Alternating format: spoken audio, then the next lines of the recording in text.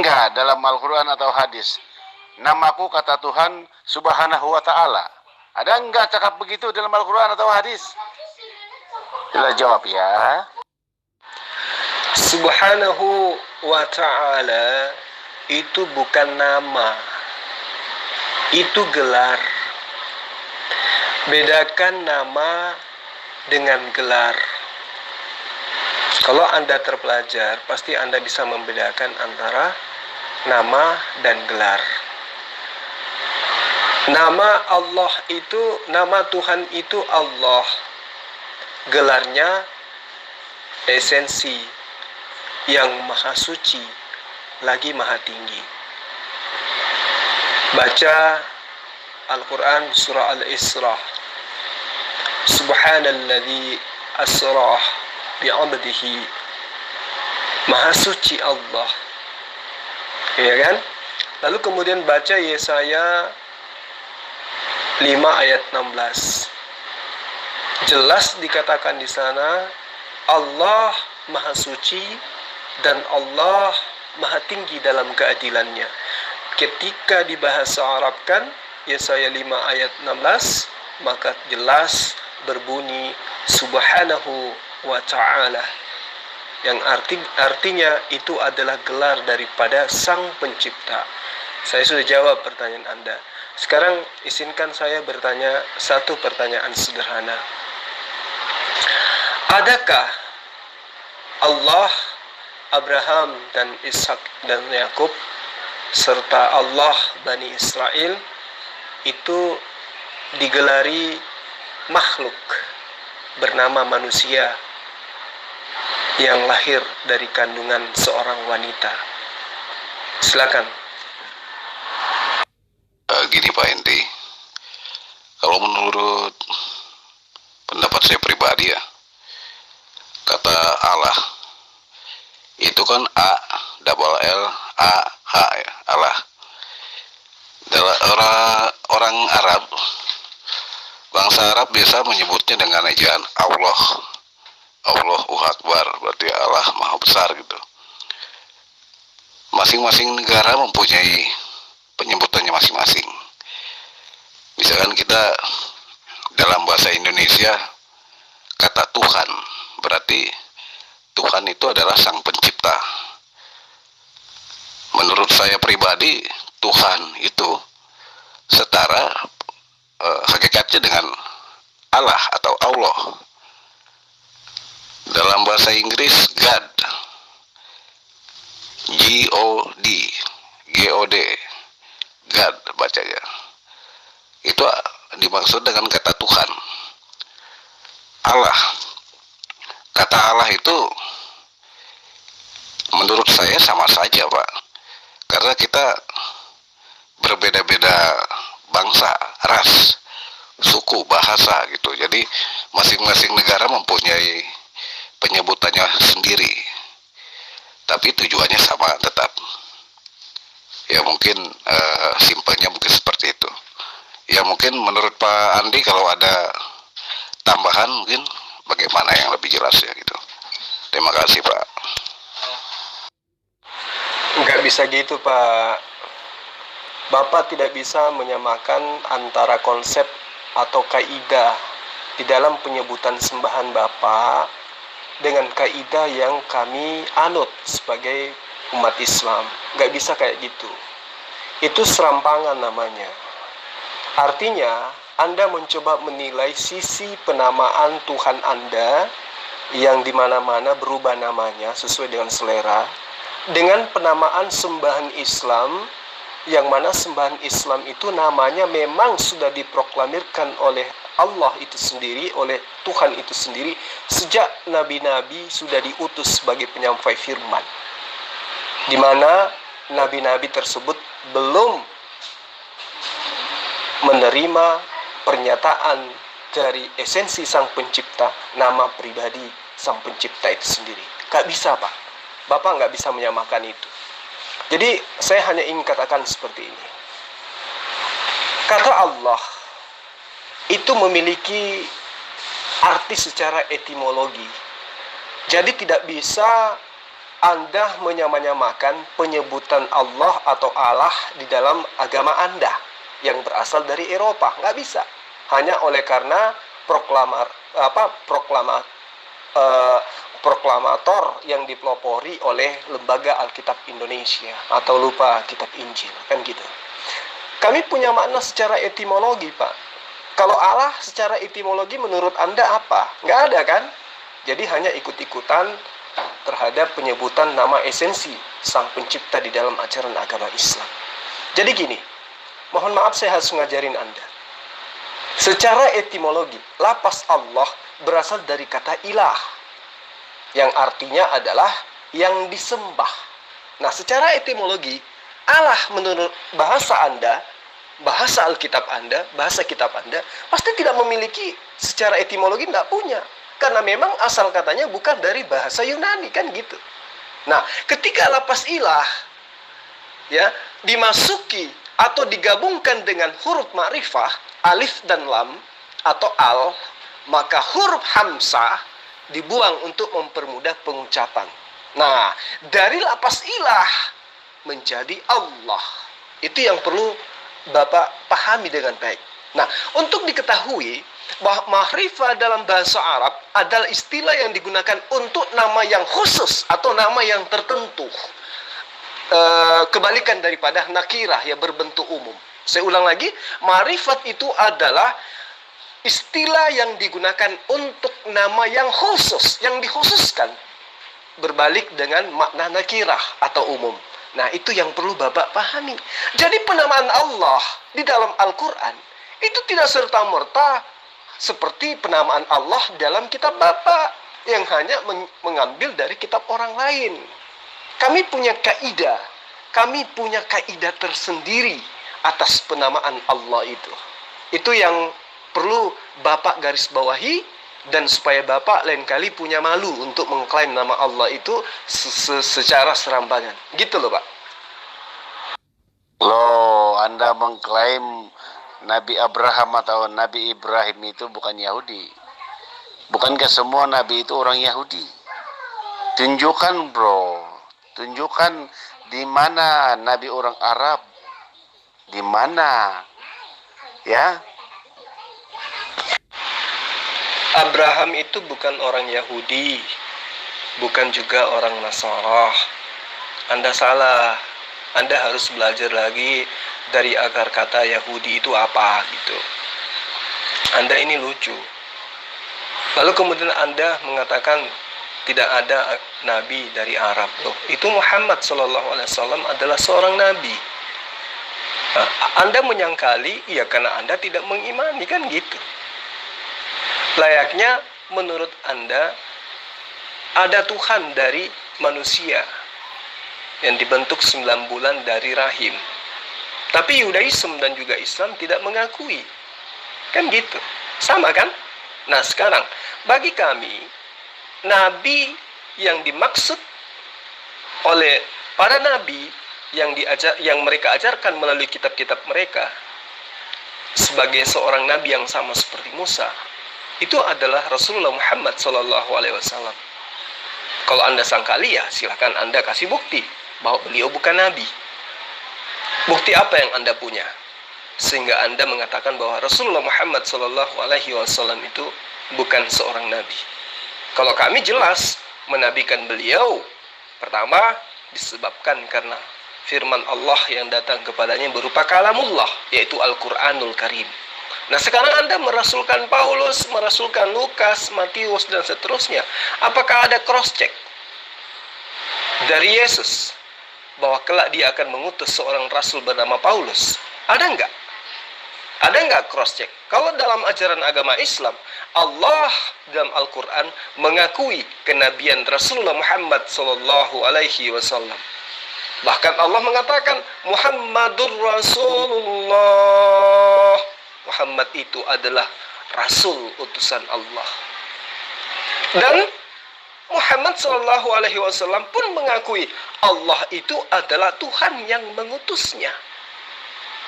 Subhanalladzi asra bi'abdihi laylan minal masjidil haram Jadi antara Allah dan Muhammad saling mengakui satu sama yang lain. Nah, pertanyaan saya kepada Anda, Yesus ada nggak mengaku bahwa dia mengutus Paulus menjadi rasul? Layaknya Paulus mengaku dia diutus menjadi rasul oleh Yesus. Ada nggak? Coba tunjukkan ayatnya. Di mana Yesus mengajarkan tentang kerasulan Paulus? Silakan.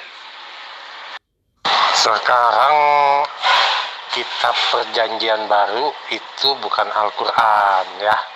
Jadi tidak perlu disebutkan Paulus itu bin siapa. Paulus kan orang Yahudi ya.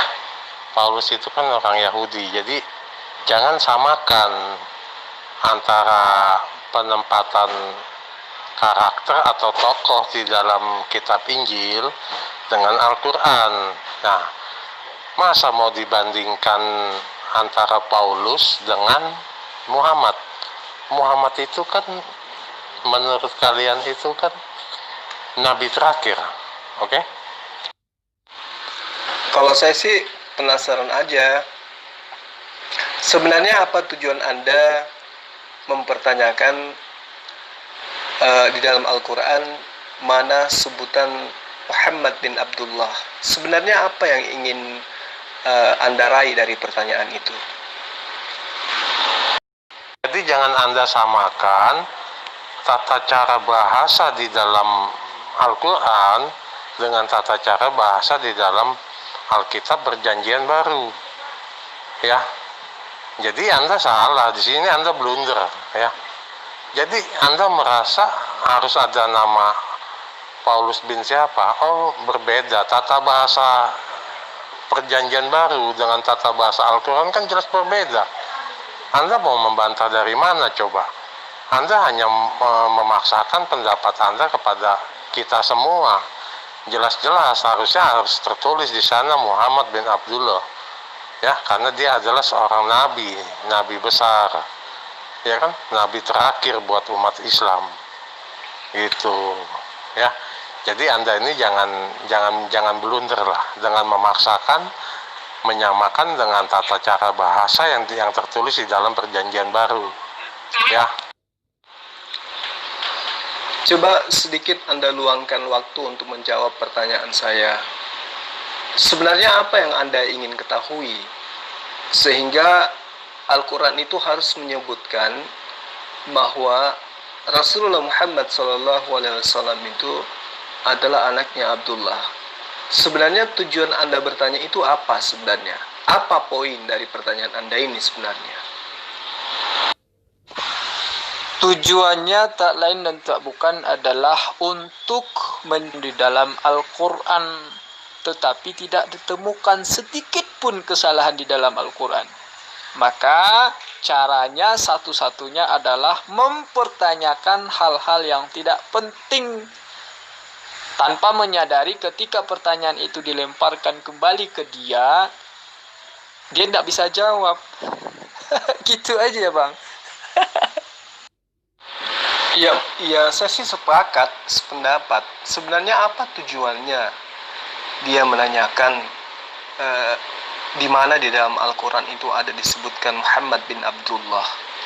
Nah, kalaupun misalnya kita sudah menjawab dengan tegas, tidak ada disebutkan bahwa Muhammad itu adalah anak laki-lakinya Abdullah. Berarti apa yang Allah kemudian sebutkan tentang Muhammad kan sudah dijelaskan dalam surah Fat bahwa Muhammadur Rasulullah. Muhammad itu adalah Rasul utusan Allah. Jadi tidak perlu dikatakan lagi dia adalah sebagai anak manusia, tetapi dia adalah utusan Allah, kan gitu. Atau jangan-jangan mereka karena tidak menemukan bahwa Muhammad SAW itu anak manusia, jangan-jangan mereka mau menyembah Muhammad ini. Saya curiga gitu.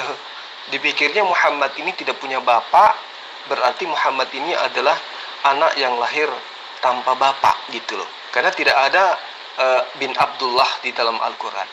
Mungkin itu sih. saking saya penasarannya tujuannya apa bertanya tentang hal-hal kayak begitu. Nah, namun ternyata adinda saya pun Bamtri ya sudah mengakui bahwa sebenarnya mereka hanya mencari-cari hal-hal yang tidak ada di dalam Al-Quran. Kenapa nggak sekalian aja nanya, di mana dalam Al-Quran disebutkan bahwa sepatu atau sendal Rasulullah itu nomor 32 atau 42? Tanya aja gitu kan sama aja. Apa yang saya cari sama seperti yang Anda cari. Itu ya. Apa yang Anda lakukan sama seperti apa yang saya lakukan. Intinya itu aja. Ya kan? Jadi kalau Anda tidak mau dipertanyakan tentang Al-Quran Anda, kitab Anda, ya kalau mau berdebat, kalau mau berdialog, ya Anda pakai kitab Anda. Jadi jangan mengutip ayat dari Alkitab kami. Oke? Di dalam diskusi soal agama, soal bertanya dan ditanya itu biasa, kan gitu. Anda menanyakan, sama ketika saya berdebat dengan seorang pendeta dari Papua yang mengaku dirinya adalah Bani Israel, tapi entah dari suku mana, kan gitu. Mana kalimat di dalam Al-Quran itu Muhammad bin Abdullah. Dia katakan seperti itu. Seakan-akan Al-Quran itu adalah karangan Muhammad. Andai saja Al-Quran itu adalah karangan Muhammad Sallallahu Alaihi Wasallam, di mana Al-Quran itu kelak akan dikenal sebagai kitab suci yang paling hebat di antara seluruh kitab, di mana di dalam Al-Quran itu kelak akan dikenang selama-lamanya sebagai sebuah kebenaran mutlak absolut yang tidak bisa dibantah oleh apapun, di mana Al-Quran kelak isi kebenarannya dibenarkan oleh sains, dibenarkan oleh zaman, dibenarkan oleh ilmu pengetahuan. Andai saja Al-Quran itu adalah karangan Rasulullah Muhammad SAW, maka sebagai sunnatullah, sebagai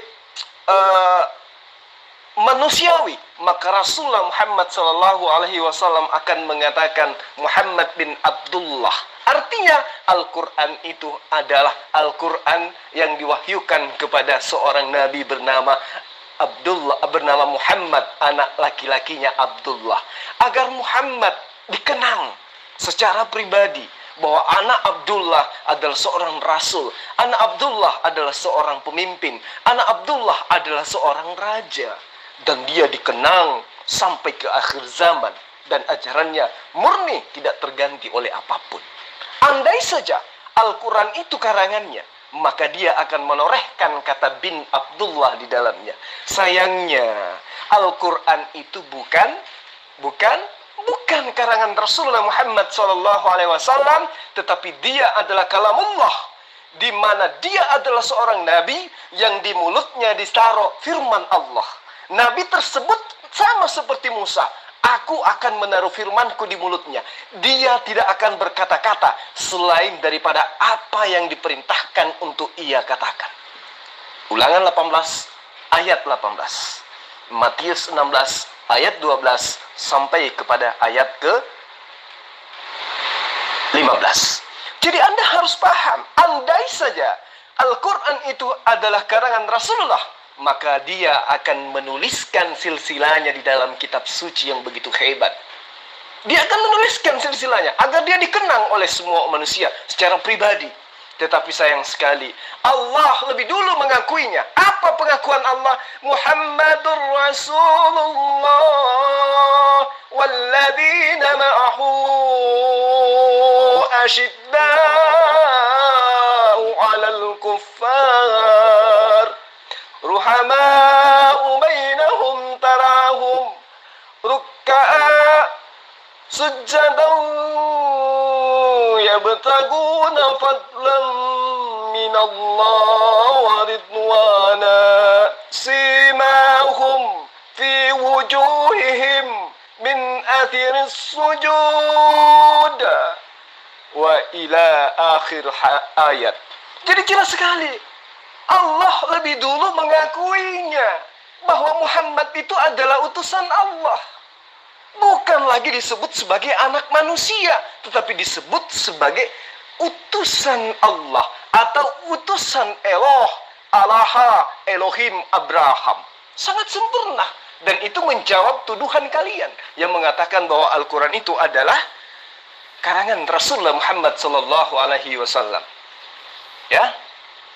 Jadi, saudara, ketika Anda ditanya kembali, mana di dalam kitab Anda, pengarang-pengarang kitab Anda seperti Paulus disebutkan namanya, layaknya orang Yudaism menyebut nama bapaknya ketika dia disebut.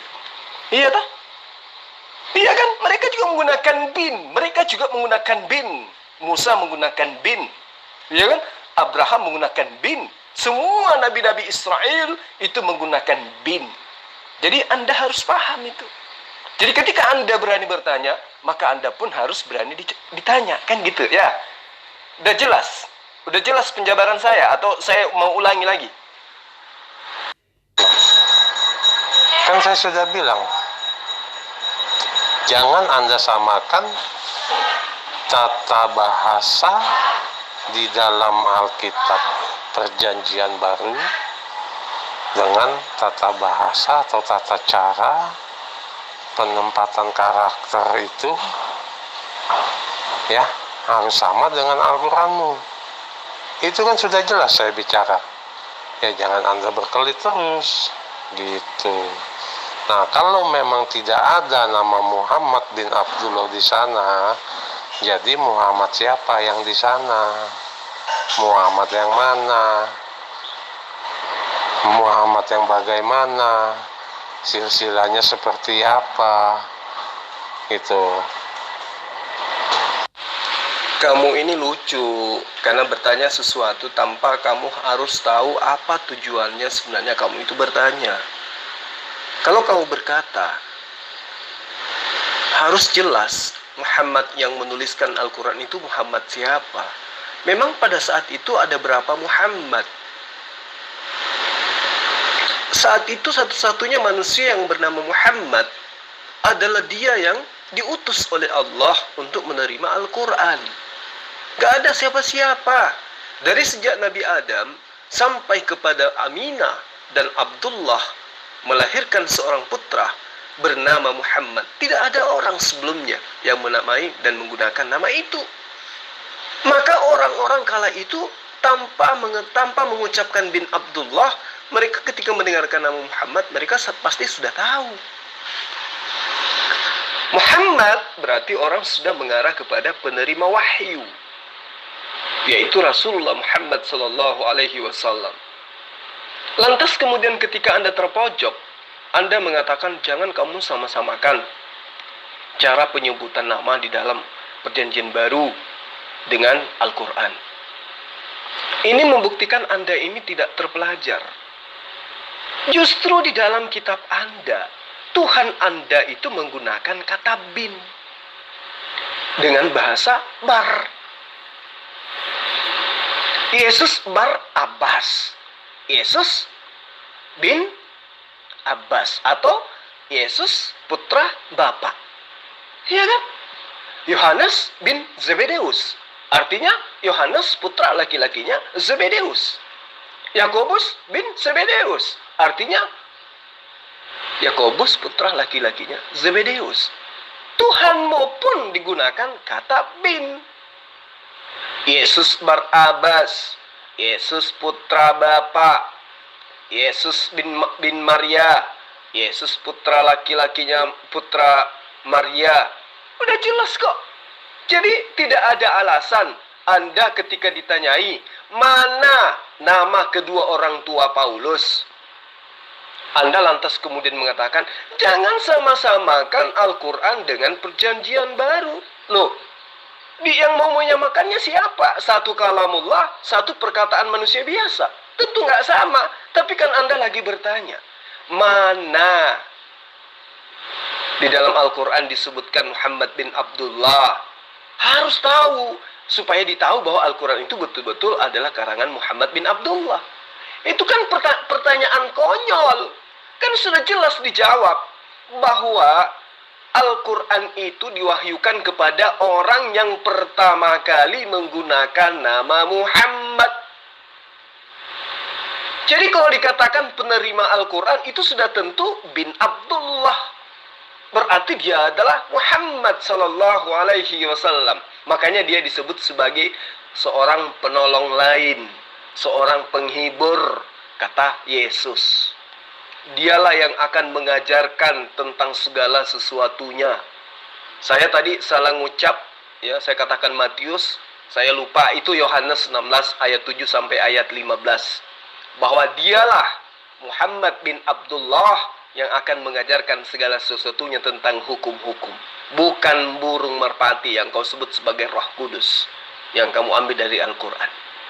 Jadi saya katakan kepada Anda, kalau Anda beralasan jangan Anda sama-samakan, emang nggak sama. Alasan Anda disamakan karena orang Islam bertanya kepada Anda, mana Paulus bin Kece, Paulus bin Fulus, Paulus bin Roma? Nggak ada kan di dalam kitab Anda. Lantas kemudian Anda mengatakan, jangan sama-sama dulu. Buktinya di kitab Anda ada disebut Yohanes bin Zebedeus, Yesus bin Barabas, ada di dalam kitab Anda. Berarti sama kan? Sama-sama menggunakan bin, sama-sama menjelaskan anak siapa. Jadi kalau Anda ingin bertanya sesuatu, Anda harus tahu tujuannya apa dulu. Jangan karena diinformasikan dari misionaris, yuk tanya yuk kepada orang Islam, pasti mereka nggak akan bisa jawab. Sorry, pertanyaan kayak gini, ya itu bisa dijawab sama anak SD di dalam ajaran agama Islam. Belajar lagi ya kawan. Sekarang kitab perjanjian baru itu bukan Al-Quran ya. Jadi tidak perlu disebutkan Paulus itu bin siapa. Paulus kan orang Yahudi. Ya, Paulus itu kan orang Yahudi. Jadi jangan samakan antara penempatan karakter atau tokoh di dalam kitab Injil dengan Al-Quran. Nah, masa mau dibandingkan antara Paulus dengan Muhammad? Muhammad itu kan menurut kalian itu kan nabi terakhir, oke? Di dalam perjanjian baru, Yesus disebut sebagai putra. Putra siapa? Putra Bapa. Berarti kan harusnya orang Yahudi juga disebut nama bapaknya siapa gitu loh. Iya kan? Nah, Yesus Barabas, Yesus putra Bapa. Kemudian Yohanes Zebedeus, Yohanes anak laki-lakinya Zebedeus, dan seterusnya. Orang Yahudi juga menggunakan bin. Nah sekarang Paulus itu bin apa? Ayo, bin tuyul. Kalau nggak ada, kamu cara ngelaknya itu yang rasional dong. Kalau begitu silakan umat Islam bersyahadat kembali, mengulang syahadatnya. Ya, jangan pakai Muhammad. Muhammad itu kan tidak jelas. Ya, harusnya kan di sana kan ditulis Muhammad bin Abdullah. Ya, yang kalian sebut Muhammad itu yang mana? Abangku. Qul ya ayyuhan nas inni rasulullahi ilaikum jami'a alladzi lahu mulkus samawati wal ard la ilaha illa huwa yuhyi wa yumit fa'minu billahi wa rasulih nabiyil ummi alladzi yu'minu billahi wa kalimatihi wattabi'uhu la'allakum tahtadun. Hai manusia, kata Rasulullah Muhammad bin Abdullah, hai manusia, sesungguhnya aku adalah utusan Allah kepadamu semua. Aku ini adalah utusan Allah kepada seluruh umat manusia. Ya. Yaitu aku utusan Allah yang mempunyai kerajaan langit dan bumi. Tidak ada Tuhan yang berhak disembah selain Dia, yang menghidupkan dan mematikan. Maka berimanlah kamu kepada Allah dan kepada Rasulnya, yaitu diriku adalah Nabi yang ummi, yang beriman kepada Allah dan kalimat-kalimatnya. Dan ikutilah Dia supaya kamu mendapat petunjuk. Ikutilah aku supaya kalian mendapatkan petunjuk. Qul ya ayuhan nas, katakanlah wahai seluruh manusia, inni Rasulullah, sesungguhnya Muhammad bin Abdullah itu adalah Rasulullah, utusan Allah, ilaikum, kepadamu jami'a, semua. Jadi jelas, tidak ada yang bisa diragukan dalam Al-Quran tentang kepada siapa Al-Quran itu diwahyukan. Karena kenapa? Rasulullah Muhammad SAW yang adalah putra laki-lakinya Abdullah telah mengatakan, inni Rasulullah ilaikum jami'a. Aku ini Muhammad bin Abdullah adalah Rasulullah, utusan Allah untuk kalian semua. Meskipun tidak dikatakan Rasulullah, inni Muhammad Rasulullah, tetapi yang mengatakan itu adalah Muhammad, maka sudah pasti dia adalah bin Abdullah. Tidak ada Muhammad selain beliau pada kala itu. Belum ada manusia yang menamakan dirinya dengan nama Muhammad selain daripada beliau. Maka yang mengatakan kalimat ini adalah orang yang menerima wahyu pertama kali dari Allah, yaitu Muhammad bin Abdullah. Qul ya ayuhan nas, katakanlah wahai seluruh manusia, bahwa sesungguhnya ini Rasulullah ilaikum, saya ini anaknya Aminah, ya, anaknya Abdullah, Rasulullah, utusan Allah, ilaikum, kepadamu semua jami'a. Jadi Muhammad itu yang menerima Al-Quran itu adalah anaknya Abdullah. Dan ini jelas, syahadat Rasulullah jelas, inni Rasulullah ilaikum jami'a, aku adalah Rasul Allah untuk kalian sekalian. Itu syahadat beliau. Sekarang coba tunjukkan ayat di dalam Al-Quran Anda bahwa Muhammad itu bersyahadat atas nama Isa dan atas nama Allah SWT.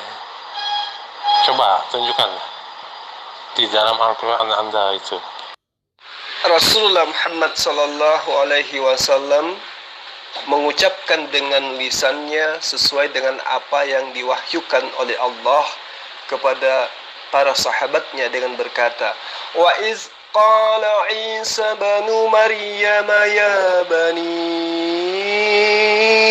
Israel inni Rasulullah ilaikum musaddiqan lima bayna yaday minat tawrata mubashiran birasulin ya'ti min ba'di ismuhu Ahmad falamma ja'ahum bil bayyinati qalu hadha sihrun mubin. Jadi Rasulullah SAW secara tidak langsung memproklamirkan kepada umat Islam bahwa beliau mengakui kerasulan Isa alaihissalam. Ya. Ini Rasulullah ilaikum. Nabi Muhammad SAW mengatakan sesungguhnya Rasulullah Isa itu adalah utusan Allah sesuai dengan pengakuan Nabi Isa kepada Bani Israel. Di dalam kitab yang kamu imani sebagai kitab suci, Rasul Isa alaihissalam banyak mengakui dirinya sebagai utusan Allah. Contoh, di dalam Yohanes 17 ayat 7. Hidup kekal itu adalah mereka Bani Israel mengenal engkau satu-satunya Allah yang benar dan mengenal aku sesungguhnya adalah utusanmu. Inni Rasulullah ilaikum. Itu pengakuan Rasulullah tentang kerasulan Nabi Isa alaihissalam. Sekarang coba kamu tunjukkan kepada saya pengakuan kerasulan Paulus dari Yesus yang kau tuhankan. Silakan. Mohon maaf, yang saya maksud adalah Yohanes 17 ayat 3. Yesus mengatakan kepada Bani Israel, Inni Rasulullah ilaikum musaddiqan lima baina yadayhi minat taurat wa mubashiran birasulin, dan seterusnya. Jadi Rasulullah Muhammad SAW kembali mengingatkan kepada seluruh umat manusia bahwa Isa alaihissalam itu adalah utusan Allah. Sebagaimana ketika Isa alaihissalam atau yang kemudian dipalsukan namanya menjadi Yesus, bahwa sang penghibur itu kelak ketika ia datang, ia akan mengingatkan kepada kamu tentang aku. Maka Rasulullah mengingatkan kepada manusia tentang siapa Nabi Isa alaihissalam dengan mengatakan, wa isqala Isa bin Maryam ya bani Israel inni Rasulullah ilaikum musaddiqan lima baina yadayhi. Ya, Nabi Isa mengatakan kepada kaumnya Bani Israel di dalam Yohanes 16 bahwa ketika dia datang, yaitu seorang penolong lain, dia akan mengingatkan engkau tentang aku. Makanya Rasulullah mengajarkan firman ini kepada seluruh umat manusia agar saudara pahami dengan baik. Berarti dari ente ini Pak Jul setuju ya bahwa Muhammad dan Paulus sama-sama rasul, sama-sama utusan, begitu kan? Maksudnya kan begitu ya Pak Jul ya? Oke, berarti kita sepakat ya di sini ya. Anda mengakui bahwa Paulus itu adalah rasul. Saya mengakui bahwa Muhammad Sallallahu Alaihi Wasallam adalah rasul. Kita sepakat bahwa Paulus adalah rasulmu, Muhammad Sallallahu Alaihi Wasallam adalah rasulku. Nah, dari mana kemudian saya mengetahui bahwa Muhammad Sallallahu Alaihi Wasallam itu adalah Rasulullah? Ya, dari kitabku sendiri. Allah yang mengakui kerasulan beliau. Qul ya ayyuhan nas, inni Rasulullah ilaikum jami'a. Hai seluruh manusia, sesungguhnya aku ini adalah Rasul Allah yang dikhususkan, yang diutus kepada seluruh umat manusia. Ini firman Allah. Ini pernyataan Allah.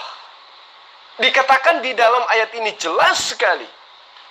La ilaha illa huwa yuhyi wa yumit. Bahwa sesungguhnya Allah itu tidak ada Tuhan selain Dia yang menghidupkan dan yang mematikan. Sementara Rasulmu mengajarkan Tuhan yang dihidupkan dan yang dimatikan. Muhammad Sallallahu Alaihi Wasallam mengajarkan La ilaha illa huwa yuhyi wa yumitu. Tidak ada Tuhan selain Dia yang menghidupkan dan yang mematikan. Sementara Rasulmu Paulus mengajarkan Tuhanmu dimatikan dan dihidupkan atau dibangkitkan. Jadi antara Rasulmu dengan Rasulku berbeda. Sekarang kalau Anda ingin tahu manakah Rasul yang sesungguhnya, sedangkan penamaan Rasul saja Anda tidak tahu, tapi Anda nobatkan kepada seorang penjagal bernama Paulus. Anda ingin mengakui dan Anda ingin memaksakan bahwa saya mengakui kerasulan Paulus. Na'udzubillah, summa na'udzubillah. Saya berlindung kepada Allah dari godaan syaitan yang berupa manusia, berwujud manusia seperti Anda. Paulus itu bukan seorang rasul. Jangankan sebagai rasul, sebagai nabi pun tidak. Jangankan sebagai nabi, sebagai orang yang dikenal sebagai murid Yesus pun tidak. Jangankan sebagai seorang murid, sebagai orang yang dikenal oleh Paulus pun tidak. Apalagi duduk menjadi seorang rasul. Ya, saya ingatkan kepada Anda. Rasul itu mengingatkan dan mengajarkan la ilaha illallah huwa yuhyi wa yumitu. Tidak ada Tuhan selain Allah. Tidak ada Tuhan selain Eloh Ibrahim yang menghidupkan dan yang mematikan. Sementara Rasulnya orang Kristen mengajarkan Tuhan itu dimatikan. Tuhan itu dihidupkan dan dimatikan. Na'udzubillah, summa na'udzubillah.